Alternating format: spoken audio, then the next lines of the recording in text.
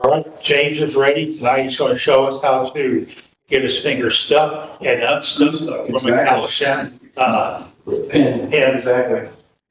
And All right. meantime, he's going to show us how to do the kit.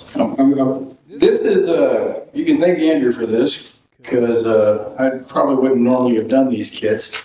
But Kallenshaan laser engraved pin kits, and they have a ton of them that you can do. There's all kinds of crazy things. And the one we got was a heart kit. And this is the one that's glued together, and it will look a lot better when it's turned, I hope. But you actually get two kits in one with this one. It's kind of nice because you get basically the whole thing in a blonde wood and the whole thing in a red wood, which is, it looks really cool. It's really neat. Now these things are a bit labor intensive. And to get them assembled, but I hope will be a lot of fun when we get this when this does come together. Looking at them when I was researching these, I wish I had bought them. I wish I had bought the kit from Kallenshaan itself, because they sell a silicone tube that you could assemble it on, and then that won't glue to the you won't glue it to your CA, or your CA glue won't glue to it. So you can pull it off once you have it all glued together. The first thing they tell you to do is pull it all out, get it all, take it apart, get all the little pieces, and then assemble at least of this one, all the hearts together. Which you have to switch them out, change the red for the white. You get up higher so it gets moves better. Yeah, that's a little better. James, take it apart from what? Take it apart again? No, you said you take it apart and put it together. You have to take it apart. Take it apart from what? From what? Basically, when you get the kit, they are solid red or white, all still like stuck together just like that, and then you have to basically just snap it. They're laser cut most of the way through. Have a little bit of wood still holding it together, and you just got to pop them apart. It's not dangerous. They're not going to break on you. It's pretty. I didn't have any problems with it at all. But that way you can take them and reverse the one white and one red one, so that way you have the interchangeable colors, because you actually do get two pin kits with the one kit. Kind of nice. At least on this one, they have two of them that do this way. One's the heart kit, and the other one is the cross kit. It's got multi layers of wood, different colors, and you get to play with it that way. It does make for a really nice pin. Are they cut to a certain tube size? Because I bought some that's for the pull cue pins. Yeah. And it's only, because you can buy those in the different size of the kit depending on which one. Yeah, this is for a Sierra pin, and they're only ever going to fit a Sierra pin. They're cut to fit the tube of a Sierra, and that's all you're ever going to get it on is a Sierra pin. Sorry, I got to get my big fat fingers in the way, but it's the only way I'm going to ever get this thing together. It's a little tiny heart in the center. You need help? No, I got it. That's the hand with all the fingers. It's fine. Also helps to have a pair of tweezers. It does, and I didn't do the other one with a pair of tweezers, but I was like, yeah, it's not that bad. I can get this. Didn't have 30 people staring at me, so it's fine. All right, but there you go. This is where it becomes a little fun. So you want to try to get, okay, now what I've done here, this is the pin tube. And I've wrapped it in, this is parchment paper.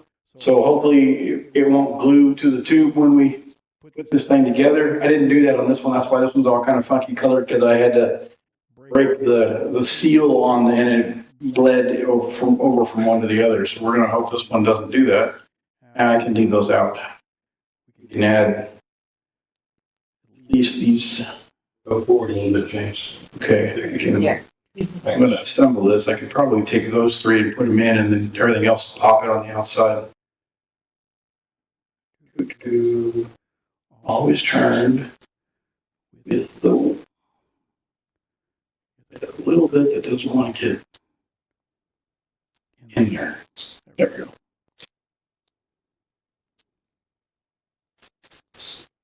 Okay. Yay. works, kind of. But you want to get that done there. I'm going to leave it on, we have a solid line, put the bead on the bottom, so hopefully it'll move it all together. Then we're going to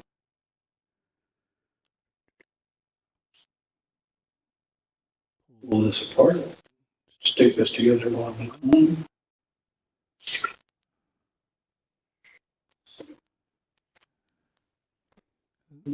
Has anybody ever done one of these? Yes, done several of them. You've done them, or you just have them? No, I've done several of them. Okay. What kind did you do? Oh, God, there was one that had a skew on it, a calipers. Oh, yeah, the mechanics one or the The woodworkers yeah, one, yeah. one. Did one of the Texas flag.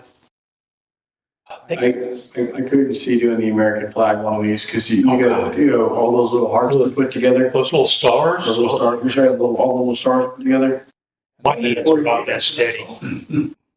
Now, Kallenshaan will be at a SWAT. They will, And, and they always are. They have about 270 different vehicles. yeah, Yeah, they got quite a few of them. I was looking at them the other day. Now this little piece goes on the bottom, and you got to make sure that it goes the right way. There's a long point and a short point. The short point goes on the top of this. I just gotta hope I don't break it. Switch that around. Let's get in that. There we go.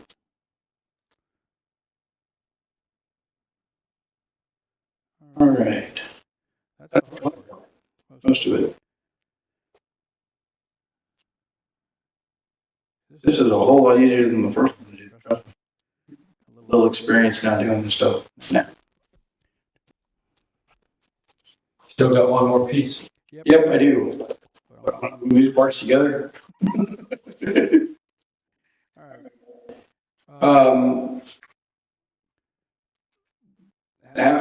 Kurt Hertzog has some videos on the Kallenshaan website about how to put these things together. And I wish I'd watched that first before I bought these kits because I would have bought a nice little tube. But what I found is that you blast the little heart out and you use the accelerator first. But so you don't hopefully glue your tube in too much. Hit the wood with the accelerator first, and then usually the CA sets up faster and doesn't have a chance to run. this kit didn't come with rubber bands. It did. Because I've done kits for, you get about a dozen rubber bands. You get pieces together. about 6 to 8 rubber bands in this thing. Yeah. Yeah, you just glue it all together, then turn off the rubber bands off. We'll close for the subject. Whee! So what, is that medium? This is thick. This is what I had. Medium or thick would be fine. Eventually, they say it is said, and I will once this is established as a blank.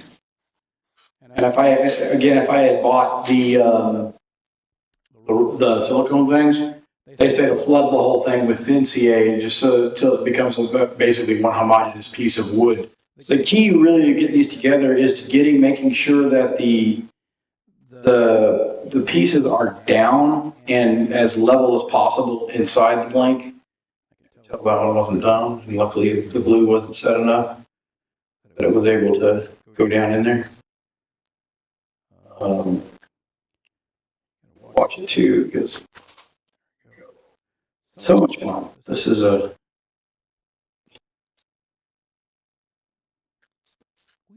come on, get on there.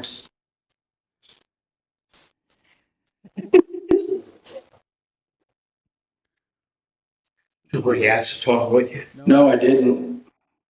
I just stopped picking paper towels too, because I forgot that I needed to do a pin finish. That's why I did the paper, so hopefully it won't stick to the blank. If not, I will take this one home and do that again.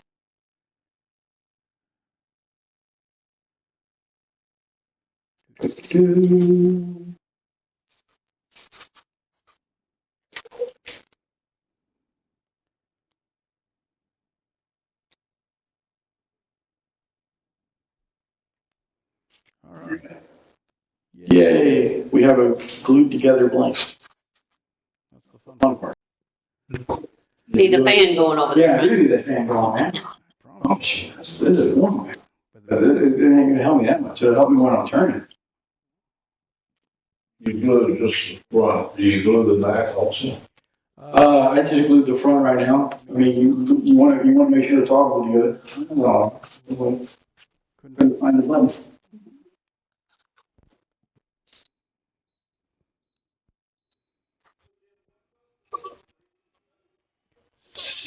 Acetone.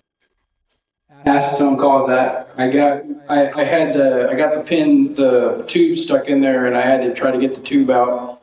And in doing so, I had to use some acetone, and that it caused the color to bleed. I'm hoping that once we turn that, it will turn off.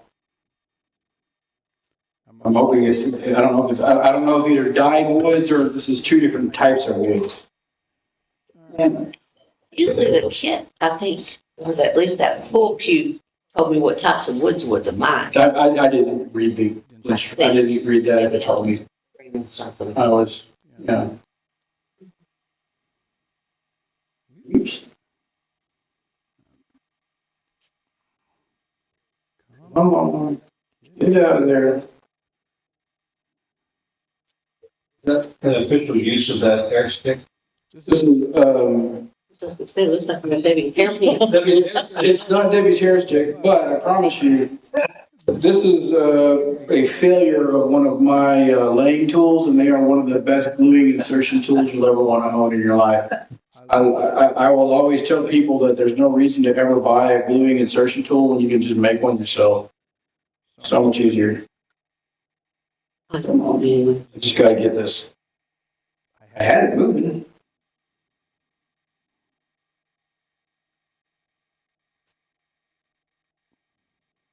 This is where you break everything.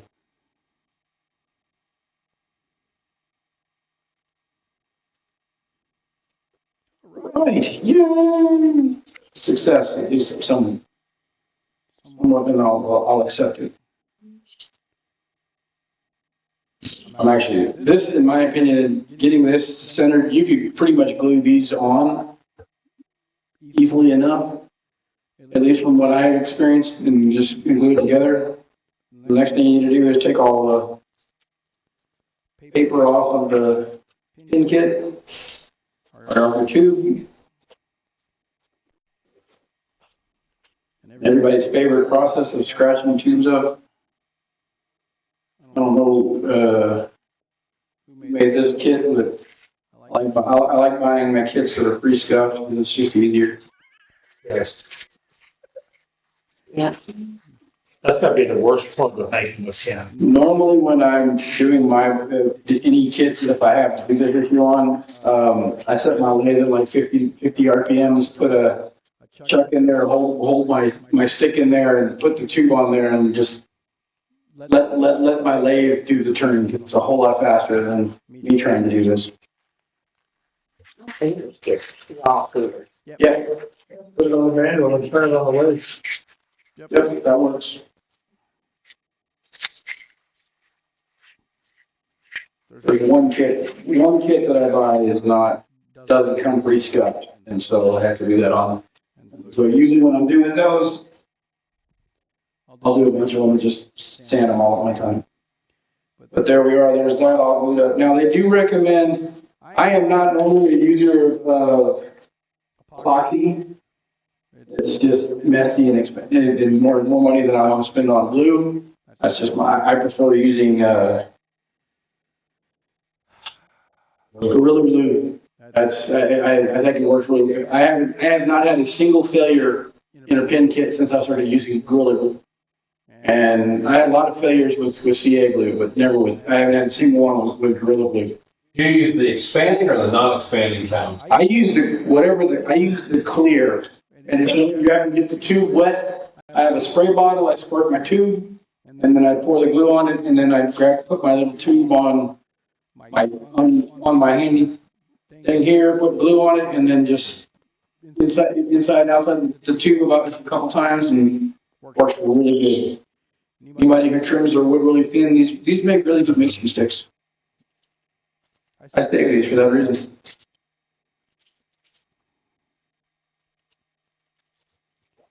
But I will go with their recommendation on using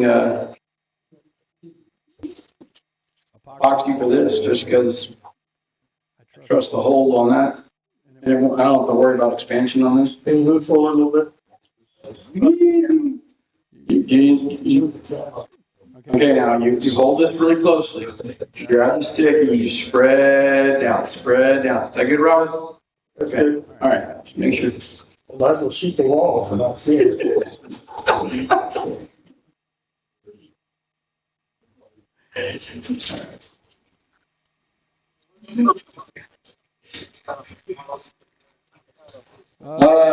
It doesn't matter because it's gonna come off no matter what you do. You're always gonna put way too much epoxy on this thing. Oh yeah, that'll definitely get you started. All the goopiness of it. And I always do try to stick the tube in from both sides simply because you want to get equal spread all the way around.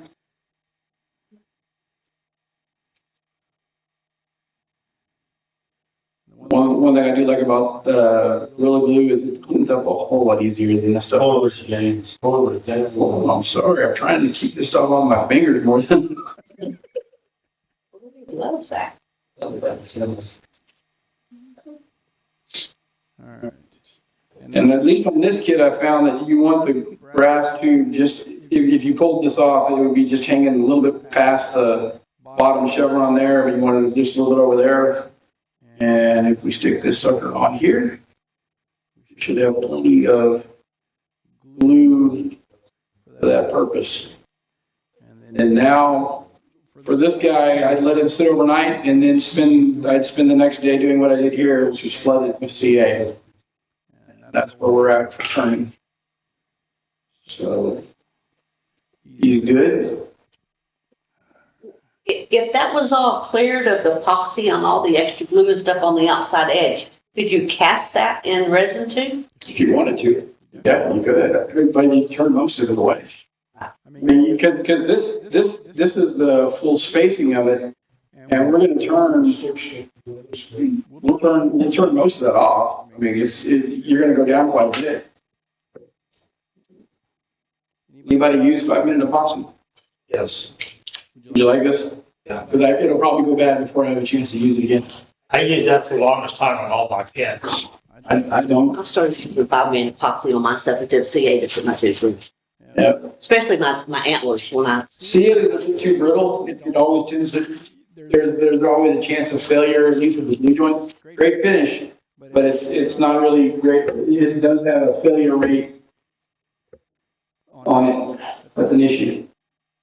That's why one thing I like about the Gorilla Glue, I haven't had anybody come back with me yet and say they've got a problem.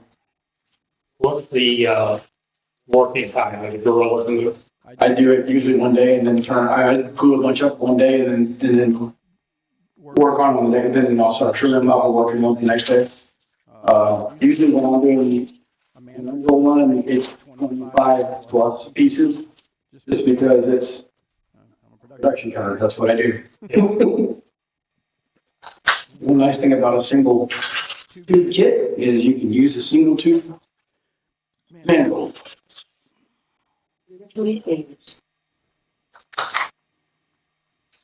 Now they do recommend, and I didn't want to try it because I wanted to destroy this blanket. It's not cheap. They don't recommend that you use any kind of pinmill on it. I normally use a woodpecker pinmill, which is a carbide cutter. I just didn't want to risk blowing up a $20 pin length, so I didn't try that.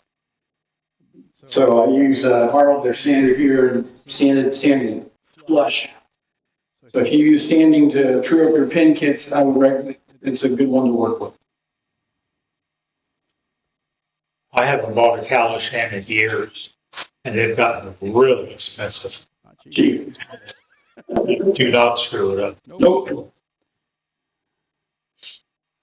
I don't want to waste the killed money.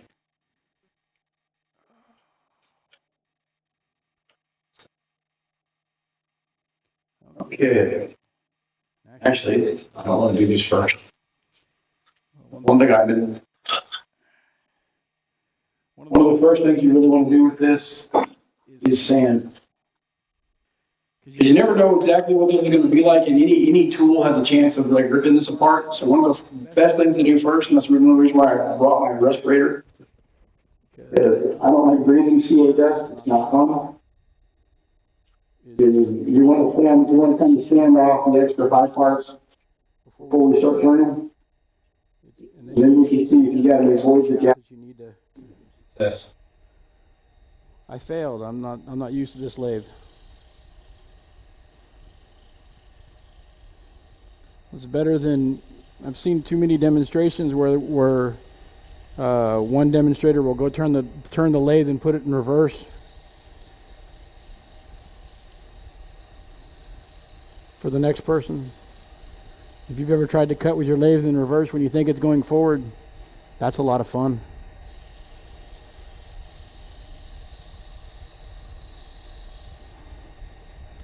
Now, if you're ever a fan of the 60 grit gouge, you could do that with this. But I am not going to. I'm going to hopefully not break this, but okay. Now, almost every pin kit I do these days, I almost do exclusively with my 1-inch skew. It's just pretty easy turning for me, at least in that point. It's always good to have your tool rest set at about level center height. And we're just basically going to be doing a planing cut.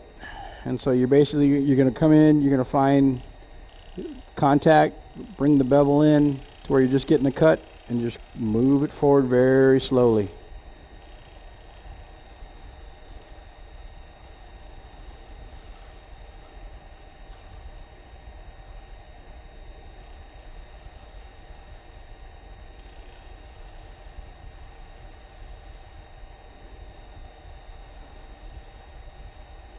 All right.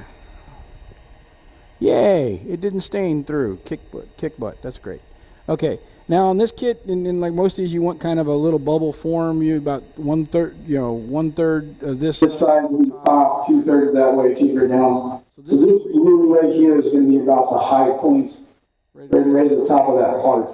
There's going to be a high point in this pin kit when it's finished turned. So we'll start this way. Same thing. Just come in. Nice and easy.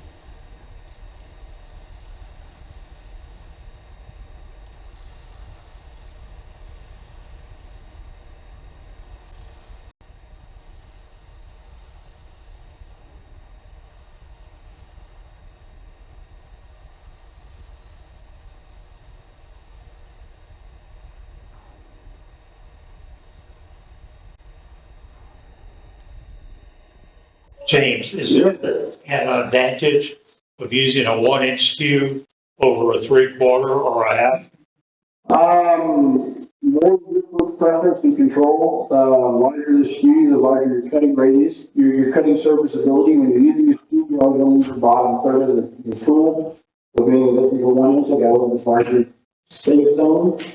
But if you've got a smaller skew, you just got a smaller zone to cut with. And there's guys like, I know Richard Finley uses a 3/8 medium parting tool, where most people would use a large skew. That's a pretty tiny tool, and he does a lot of work with it. So I'm not going to say it's to each his own on that one. I like to finish a skew off. That's why I use a skew.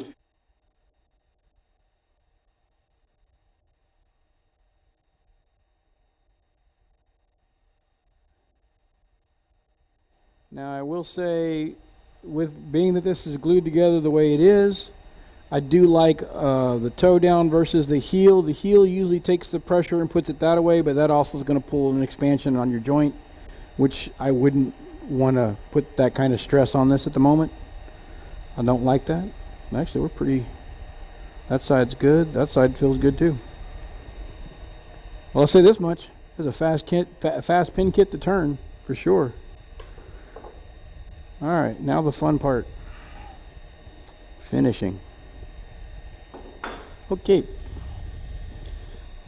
I'm sorry, this is the exciting world of sandpaper. But it makes for... This is the one time the one thing I never swore I didn't ever want to do is show a CA finish. Because I promise you this, if you ask me in a year to show you a CA finish, I'm going to do it differently somehow. I've never known anybody who doesn't learn a different technique in their CA finish and they won't change how they do it. Well, I start with 150 or 180, which honestly I could have started probably with 200 with this one, 220 or 320 because it was a pretty good clean cut. And being that it was already so it was glued so well that I didn't need to worry about it.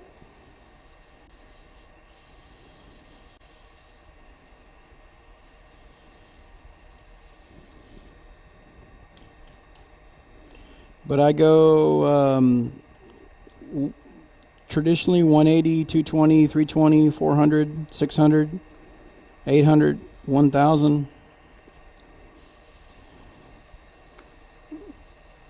No, I don't stop the lathe and sand front to back. I do a circular motion when I sand. And that tends to work well for me.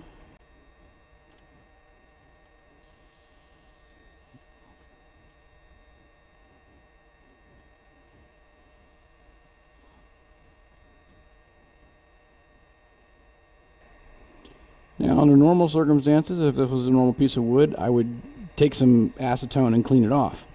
I am not going to do that here because it'd tear the blank up because it's glued together.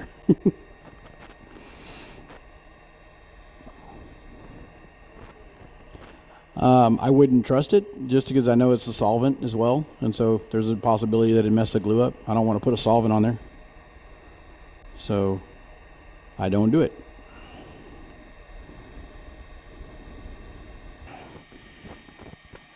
Here's how I do a CA finish. I promise you it's going to be exciting. In the absolute worst way possible. Yeah, I mean, that's why when I was going through, there's no dust on it. It's fine. And you'd be surprised at how much dust will come up on that first peel when you apply. I've always been amazed at that. But how much color you get in your glue.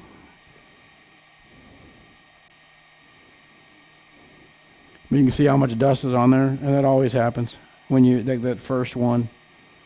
But basically, I'm going to do about that much CA, and I'm going to do it back and forth every time, and I always will cut. I will always use a pair of scissors to cut the paper towel, for the simple fact of whatever fibers you might do if you tear this off can and will at times get on your blank, and getting those out of a finish is next to impossible.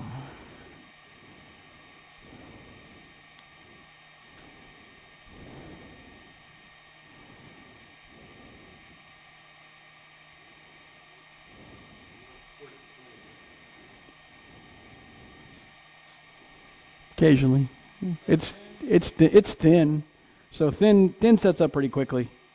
I'll put one on every now and then just so it cures below.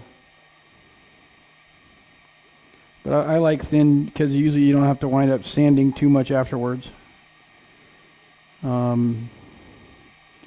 If it's a real punky blank or something that's got a little more texture to it, I might throw a medium or a thick on it. But with this one, I'm pretty confident that a thin will work just fine.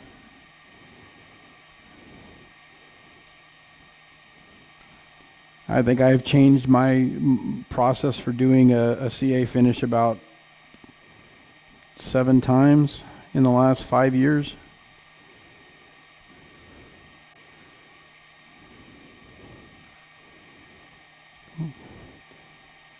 one nice thing about this blank, at least, you've already put so much CA and epoxy in it already that it's half finished as it is.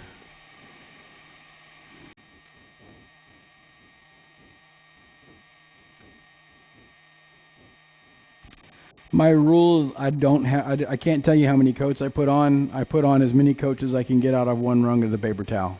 That's my rule. And that should be enough. I don't want to be able to hold my pin up to the light and see a layer of CA on the top of the pin. That's not now you're just putting a plastic coating on it. It's not a wood pin anymore, in my opinion. I want to be able to see, to have it have the look and feel of wood. So a good thin CA finish is what I choose.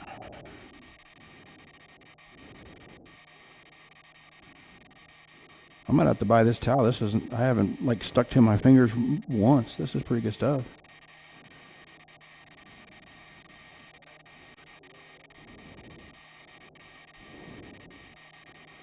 I usually use Viva or usually Viva, and I like a non-textured format, which is, they had two when I went and stopped at AutoZone, and I grabbed this one instead for that reason, because it didn't have the textured feel to it.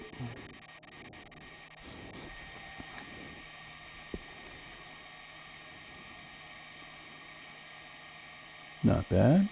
Looks pretty good. All right.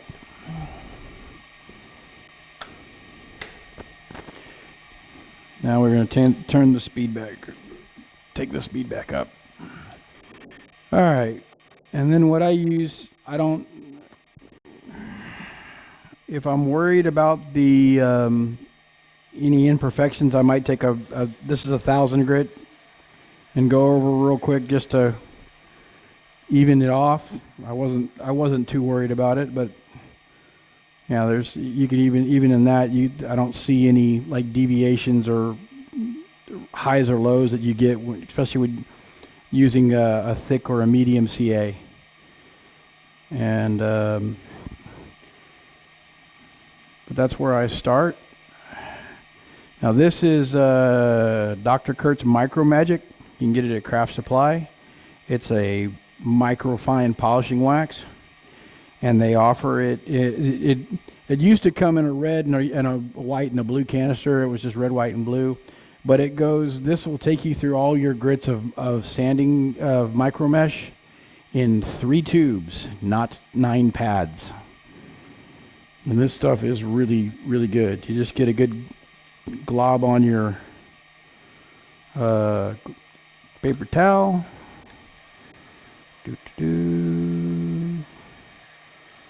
And just work it in.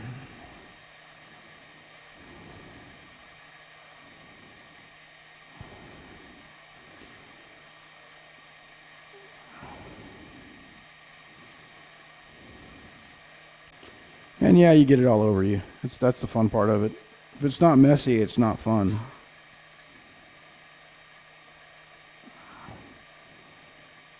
If we didn't like making a mess, we wouldn't be covered in shavings most of our time. Apply it.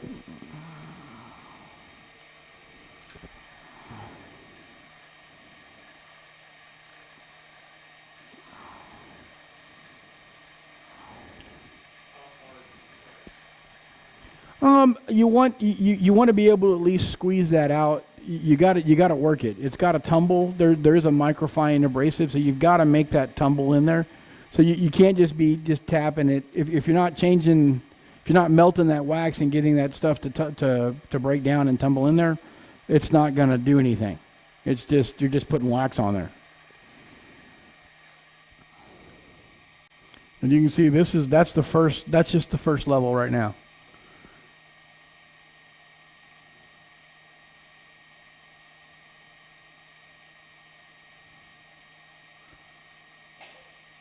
So, yeah, that's level 1. Level 2.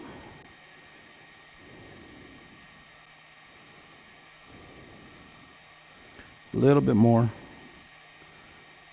I couldn't. It's Dr. Kurt's Micro Magic. Kurt DeHeer, who is their resident turning expert at he has designed a lot of their finishes. Anything you say, Dr. Kurt was one that he has designed and does, and they work really good because he's a turner himself. He's designing it as a turner for a turner's project, so it works really well. I've been very impressed with it, And it's a whole lot faster than doing a CA finish with the abrasive pads. Plus, the nice thing is if you can get a CA finish on something that's contoured, it's very difficult to get it sanded back down. This will do it. So if you've got more than just a smooth surface, this will help you polish.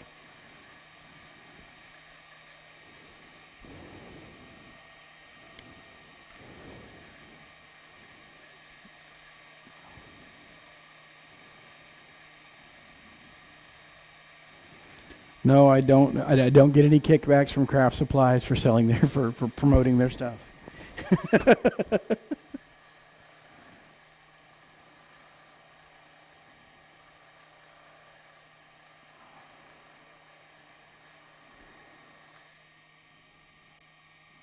That's level 2. Nice. And number 3.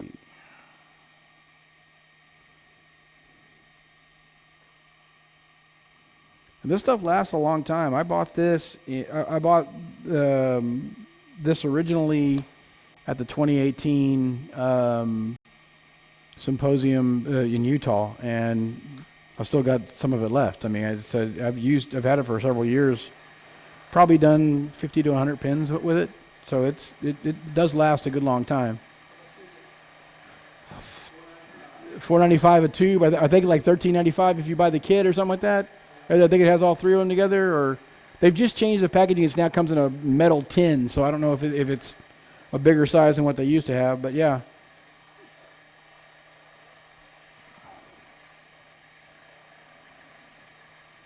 Doo-doo-doo.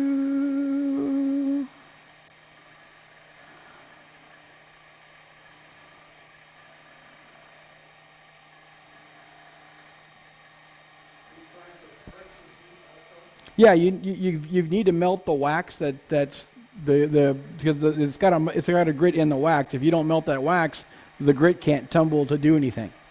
And so you've got to have I mean, I'm not trying to kill myself on pressure, but you've got to build up enough heat friction to get that moving around.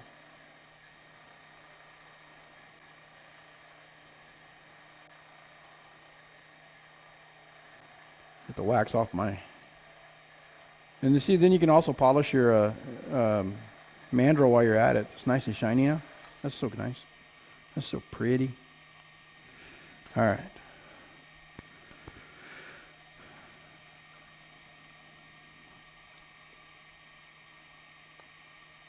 And now, yeah, work it out. I'll say this much, man. You got a good fit on that. That was a nice tight fit. All right, and the last thing I do I don't use a plastic. I don't go buy some car plastic polish. I do need a live center.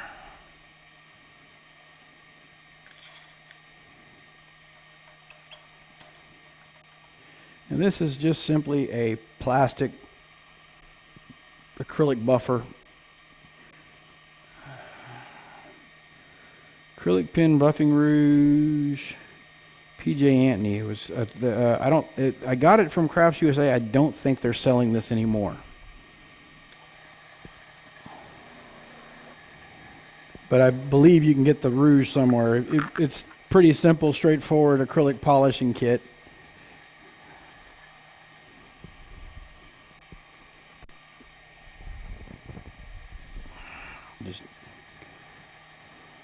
I feel a little wax residue on the kit, on the pin, so.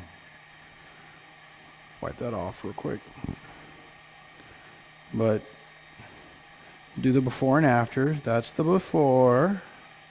Very pretty. Wait, we have the top camera. That's the before. Nice shiny. Okay.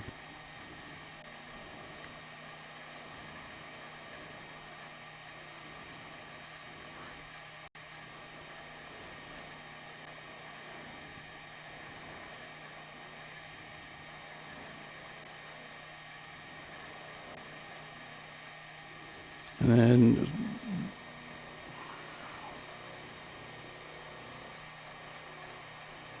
the first one applies, the second one kind of just buffs it in. Pretty forward, straightforward, how to make. And there you are. There's some nice figure in that maple they got in this thing. That's really pretty.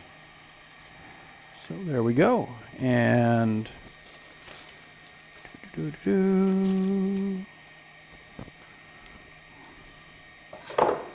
that's done.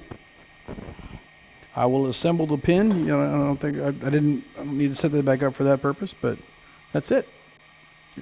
And that's how, at least how I figured out how to make one of these. I'm sure there's you a bunch of variations on how to put one of these Kallenshaan blanks together. Fun kit, definitely a fun kit, and one I would say challenges what you might want to do. But it is a really pretty kit. Nice shine to it too. So.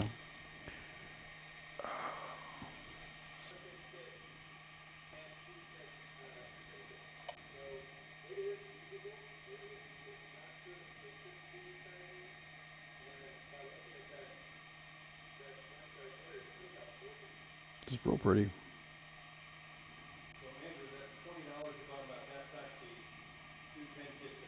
Yeah, two blanks and one, and then two blanks. The $44 whatever we spent was two fully completed pins, basically. Yeah.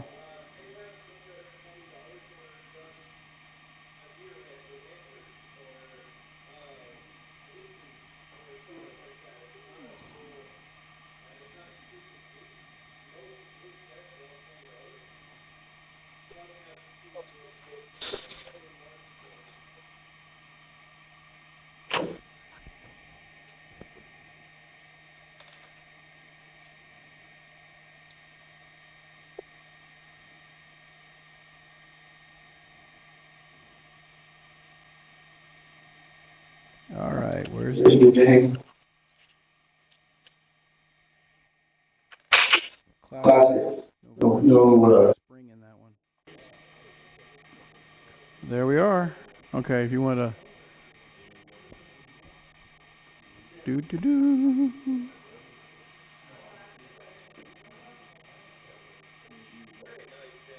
Thank you, sir.